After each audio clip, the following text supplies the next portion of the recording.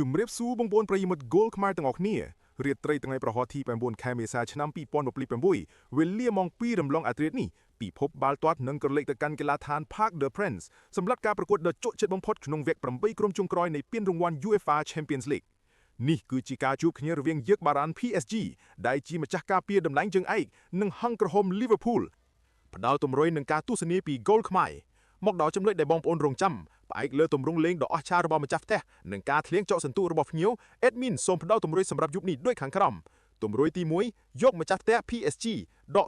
0.5 ហេតុផល PSG កំពុងស្ថិតក្នុងទម្រង់កំពូលនិងមានកំណត់ត្រាស៊ុតបញ្ចូលទីចរានក្នុងដី8គ្រាប់លើ Chelsea Liverpool កំពុងមានបញ្ហាផ្លូវចិត្តក្រោយចាញ់ Man City 4គ្រាប់ដូច្នេះវាពិបាកនឹងទប់ទល់នឹងកម្ដៅនៅប៉ារីណាស់